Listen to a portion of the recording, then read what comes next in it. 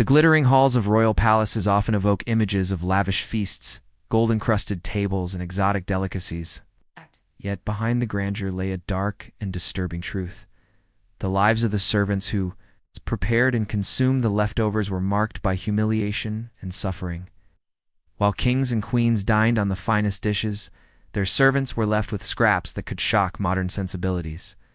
Historical accounts revealed that in the palaces of Europe, servants were routinely fed food that was either spoiled, inedible, or outright revolting. In the court of Henry VIII, for example, leftover meat, moldy bread, and soured milk were staples for the lower staff. Nobles might enjoy roasted swans or imported fruits, but the same hall echoed with the groans of servants forced to consume the worst remnants. But it was not only the quality of food that was shocking. Some royal households deliberately gave servants dishes that were repulsive, almost as a form of punishment. Spoiled or rotting meat, over-fermented cheeses, and gravies that had been sitting unrefrigerated for days were common. These foods were not only unhealthy but a psychological weapon to remind the lower classes of their place. Interestingly, historical evidence suggests that some monarchs went further, using fear as a tool. Meals were sometimes tested for poison, a common concern in turbulent courts. Servants were expected to taste dishes before the royals ate, and any servant who fell ill could face swift consequences, yet others simply survived by sheer luck. This practice created an environment of constant tension, where even something as basic as eating could be a gamble. It was a stark reminder that the lives of servants were expendable, and their suffering often hidden behind the palace walls. Even in less infamous courts, the disparity between the food of the royals and that of their staff was extreme. In France, palace records from Versailles show that servants were sometimes given bread soaked in the dregs of wine, or spoiled vegetables that were deemed inedible for guests. Such acts were not merely the result of negligence, but deliberate enforcement of social hierarchy. The next question arises: what exactly did these servants have to eat daily? The answer will reveal a grim reality that contrasts sharply with the splendor of the palaces they served. While kings and queens enjoyed banquets of roasted meats, exotic spices, and delicacies imported from across continents, their servants often survived on foods that would shock anyone today. Historical records from European courts reveal a daily diet that was not only unappetizing, but sometimes outright dangerous. In many palaces, leftover meats formed the core of a servant's meals. These were not the tender cuts served to the royals, but often tough, overcooked, or partially rotten pieces. Chicken, beef, or fish that had been sitting for days in the kitchen became part of the servant's portion. Moldy bread was another staple, stale, dry, and sometimes infested with insects. It was common for servants to dip this bread in leftover gravies, which had been reheated repeatedly, creating a soupy mixture teeming with bacteria. Vegetables fared no better.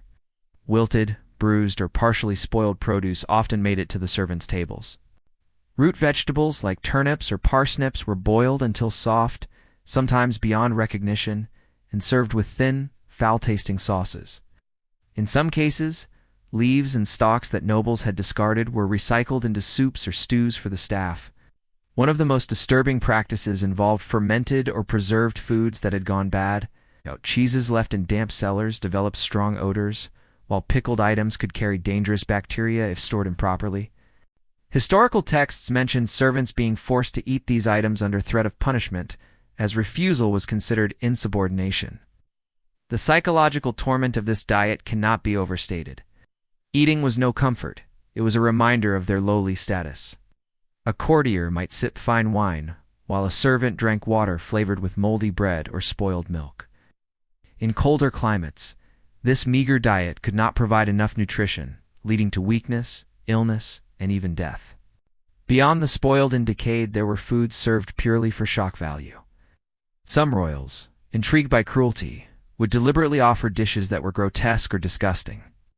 In certain Italian courts, for example, servants were given boiled animal hooves or the innards of creatures considered unfit for nobles. These acts reinforced social hierarchies and the omnipotence of those in power. It is also important to note that food preparation often put servants at risk of contamination. Kitchens were infested with rats and insects, and hygiene standards were primitive. Servants frequently handled raw meats that had been left out for hours, then ate what little remained. Their health was secondary. The primary goal was to serve the royal family. As horrific as this daily diet was, it was only part of the dark reality.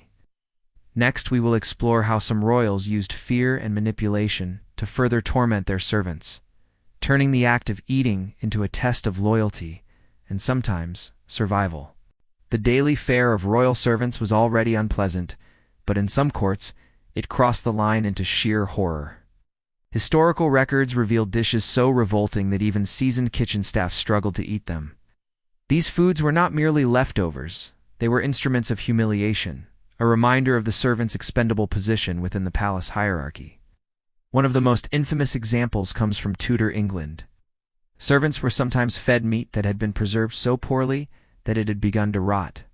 Chickens left in damp cellars for days would be boiled and served as stew, often emitting a stench so strong it made the royals themselves flinch. Yet the staff had no choice but to consume it, under penalty of punishment. In some Italian and French courts, more bizarre and unsettling dishes appeared. Animal parts deemed inedible by the noble family, such as hooves, heads, and intestines, were turned into meals for the servants. A single serving could include a gelatinous mixture of bones, gristle, and offal, seasoned with minimal herbs to mask the worst odors. Such dishes were deliberately designed to degrade and test the fortitude of the lower class. Cheese and fermented foods were another source of torment. In cellars across Europe, large wheels of cheese would rot in damp, dark conditions. Cheeses were then grated or melted into stews for servants, producing a pungent aroma that lingered in the kitchens. Pickled vegetables, sometimes stored for months beyond their freshness, were also included in daily meals, adding an acidic, sour taste that was almost unbearable. But the horrors were not only in taste. Food sometimes became a weapon of control. In courts obsessed with poisoning, servants were forced to taste dishes first, ensuring the safety of the royals. The psychological pressure was immense. A mistake could be fatal, yet the food itself could already be unsafe. Surviving these meals required both courage and sheer luck. Even in more ordinary palaces, scraps and trimmings were transformed into grotesque stews for the staff. Bones were boiled repeatedly to extract every bit of flavor, leaving a gray, sludgy liquid. Stale bread soaked in rancid fats became a staple. The experience of eating was a daily reminder of power, hierarchy, and oppression. The combination of spoiled ingredients, dangerous preservation, forced consumption, created an environment where nutrition and dignity were constantly sacrificed. Many servants fell ill regularly, some even died, yet their suffering was barely recorded, hidden behind the glittering veneer of royal extravagance. Next, we will explore the extreme measures some monarchs took to humiliate and endanger their staff through their daily diet, including the role of poison and intimidation. For royal servants, eating was never a simple necessity, it was a dangerous duty. In many European courts, the fear of assassination through poisoned food was so great that nobles demanded their meals be tested before consumption. Unfortunately, the ones chosen for this grim task were often the lowest-ranking servants, who became the first line of defense against potential death. In the court of Henry VIII, tasting food before the king ate was a common practice. Servants would sample dishes that ranged from ordinary leftovers to delicacies meant for the monarch, all while knowing that any misstep could be fatal. If a servant fell ill or died, it was recorded as a minor tragedy, rarely investigated because the royal family's safety was the only priority. This practice was not limited to England. In France, records from Versailles indicate that some servants were tasked with tasting imported foods from distant colonies. Exotic spices, preserved meats, and unfamiliar fruits were tested first by staff to ensure they posed no threat. Many of these items were improperly preserved during transit, resulting in sickness or poisoning that left the servants weakened or dead. The fear of poison compounded the already horrifying food conditions. Spoiled meat, moldy bread, and rancid fats were often indistinguishable from foods that had been intentionally laced with toxins. Servants had to navigate this perilous line daily, knowing that the difference between survival and death could be microscopic.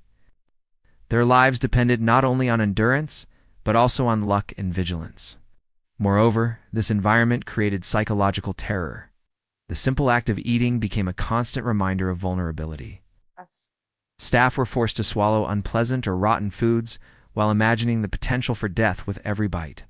Many developed lifelong aversions or chronic illnesses due to the physical and emotional strain of this system. Some monarchs went even further, turning meals into tools of intimidation. Servants who displayed any sign of weakness, hesitation, or refusal to eat were punished severely. Historical diaries recount instances where servants were publicly humiliated, whipped, or demoted for failing to comply, reinforcing the idea that their bodies and health were expendable for the sake of royal safety. This toxic blend of fear, humiliation, and poor nutrition highlights the dark truth behind the glittering facades of palaces. Royalty's obsession with power and control turned food, one of life's basic necessities, into a weapon against those who serve them.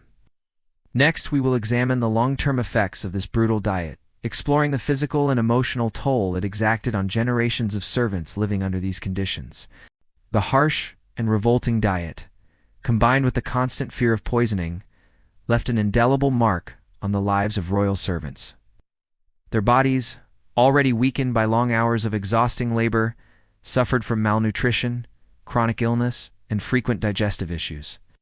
In many cases, servants were too weak to work properly, yet the pressure to comply with the whims of the court never eased.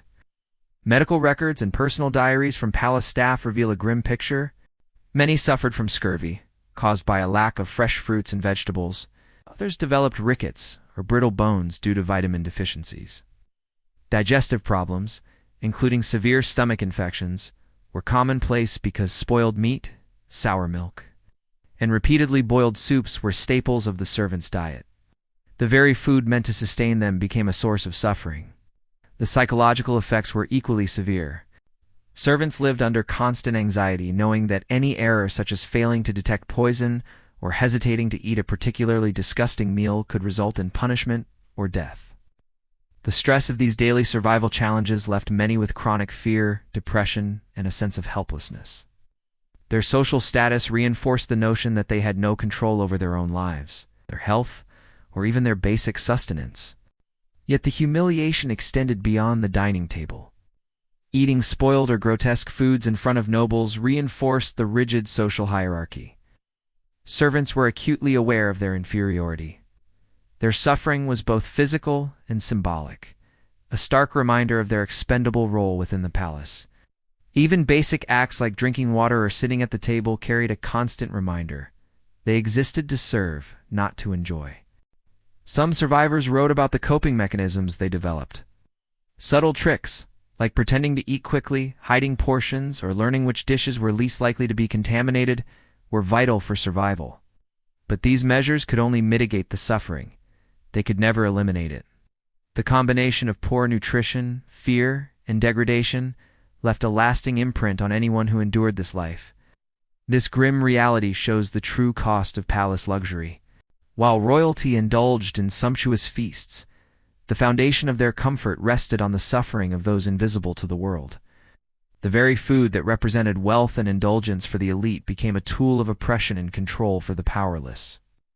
Next, we will uncover some of the most extreme and shocking examples of royal cruelty through food, where monarchs deliberately pushed servants to the brink, testing their endurance and obedience.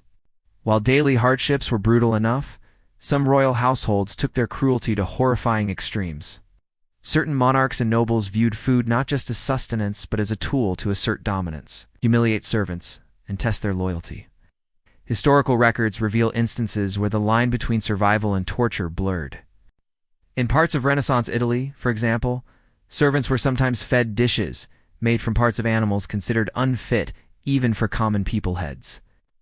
Hooves and intestines boiled into unrecognizable stews. These meals were designed to be both physically repulsive and psychologically degrading. The act of eating such foods was a constant reminder of a servant's lowly status and the power the elite wielded over every aspect of their lives. In England, some accounts describe servants being forced to eat leftovers deliberately seasoned to make them unpalatable, sometimes combined with spoiled meats or rancid fats. In extreme cases, food that had begun decomposing would be used to punish those who displeased their masters. Refusal to eat could result in flogging, demotion, or public humiliation, creating a terrifying system of control. Even preserved foods, such as pickled vegetables or fermented cheeses, were weaponized. Stored in damp, poorly ventilated cellars, these foods developed mold and noxious odors. When served, the stench was overwhelming, yet servants had to consume them quickly, as lingering could be interpreted as resistance. The very act of eating became a test of obedience, endurance, and sometimes survival. Monarchs obsessed with control sometimes combined fear with ritual. In France, for instance, servants would taste exotic imported foods before the nobility, but these were not merely safety measures. They were demonstrations of absolute hierarchy. Any servant who faltered or expressed disgust could be punished, reinforcing the message that even their survival depended on the whims of the elite. The impact of these extreme practices was devastating. Physical health deteriorated rapidly, while emotional and psychological scars lingered long after service ended. Servants often aged prematurely, weakened by years of malnutrition and the stress of constantly navigating a perilous culinary environment. For many, food became a symbol of suffering rather than life, a daily reminder that their existence was secondary to the indulgences of their rulers. These examples reveal the stark contrast between palace grandeur and the hidden suffering that sustained it. While nobles celebrated their feasts with elegance and abundance, the servants behind the scenes endured horrors that went unrecorded in the histories of luxury. The horrors inflicted on royal servants were not limited to a single court or kingdom. Across Europe, from the grand halls of England to the ornate palaces of France and the Italian city-states, a disturbing pattern emerges: the use of food as a means to control, humiliate, and endanger those who served. In England, the Tudor court set a precedent for combining fear with everyday labor. Servants faced spoiled meats, bony leftovers, and sour dairy, often supplemented with humiliating tasks like tasting food for poison. Chroniclers of the time note that even minor infractions, such as showing distaste for a meal, could result in punishment or demotion. The royal obsession with hierarchy transformed every meal into a test of obedience. Meanwhile, in France, Versailles became infamous not only for its opulence, but also for the hidden suffering of its lower-ranked staff. Imported delicacies from colonies required meticulous tasting and inspection, yet the servants tasked with this dangerous responsibility received only the most degraded leftovers for themselves. The elaborate display of abundance for the nobility starkly contrasted with the daily deprivation of the kitchen's workforce. In Italian courts, cruelty often took a more grotesque form. Nobles sometimes deliberately fed staff dishes made from the least desirable parts of animals' hooves, heads and offal boiled into unrecognizable stews. This was not merely about sustenance. It was a deliberate psychological assault. The act of consuming such meals reinforced the servants' subjugation, reminding them of their expendability and the absolute authority of their masters. Across these regions, common themes emerge: a reliance on spoiled or substandard ingredients, forced tasting to prevent poison, and the psychological torment of humiliation. These practices were often justified by social norms of the era. Servants were considered property or instruments of labor rather than humans with rights. Their suffering was normalized, rarely challenged, and meticulously hidden behind the facade of royal luxury. Even within the same palace, the difference between the noble's table and the servant's table could be staggering. While nobles enjoyed roasted game, imported spices, and fresh bread daily, servants consumed the scraps, spoiled leftovers, foods unfit for public consumption. Over time, this disparity created not only physical hardship, but also entrenched social hierarchies, reinforcing the belief that suffering was the natural lot of those born into servitude. Yet, despite these patterns, records also hint at moments of compassion.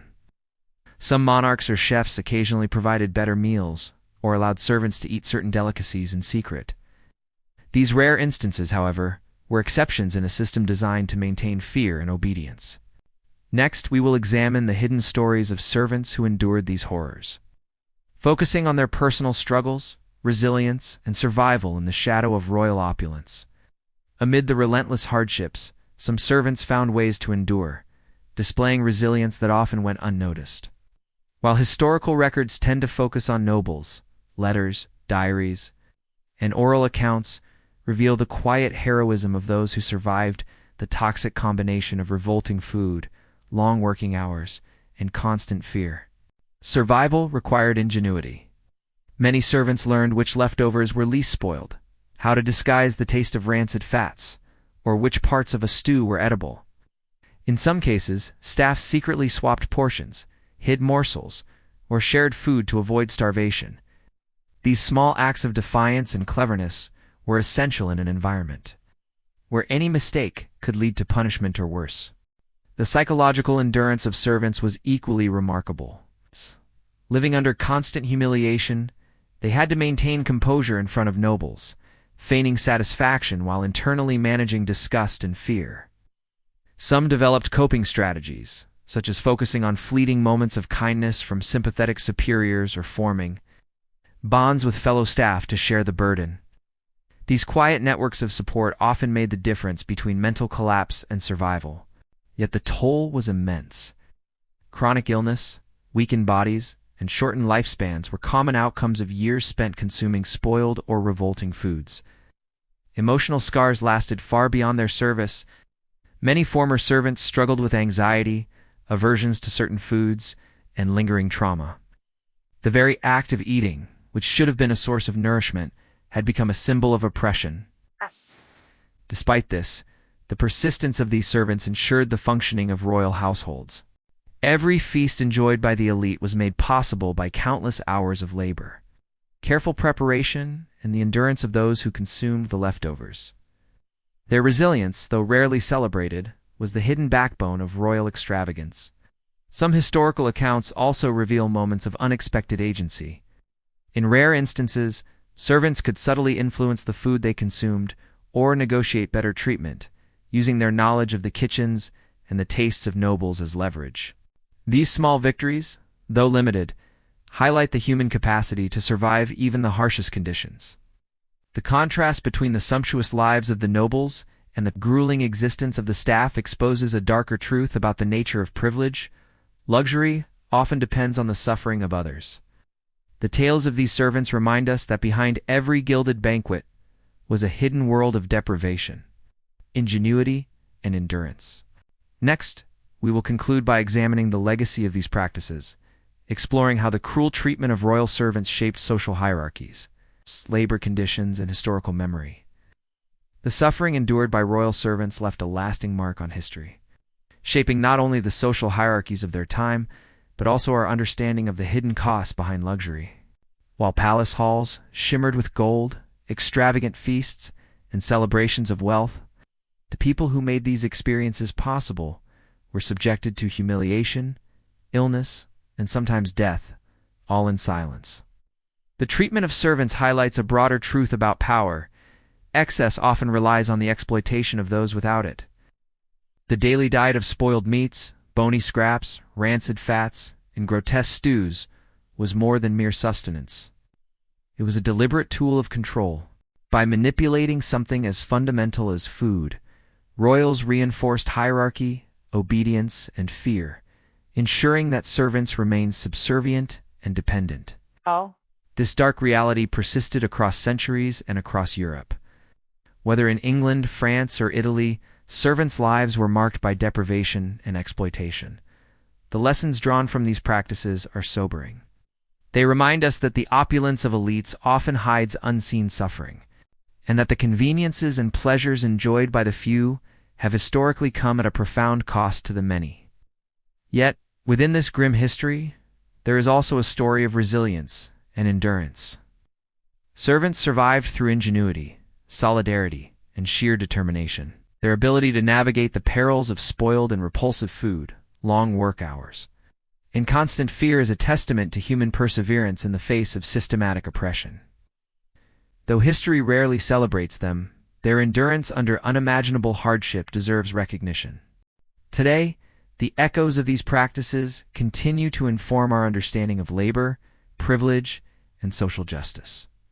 By uncovering the hidden realities of royal life, historians shed light not only on the cruelty of the past, but also on the resilience of those who lived through it.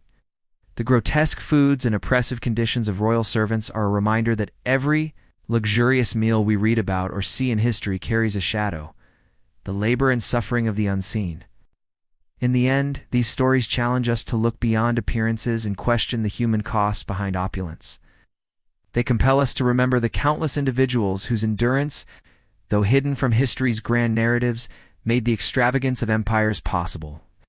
The lessons are clear. Behind every gilded feast is a story of resilience, injustice, and the enduring human spirit.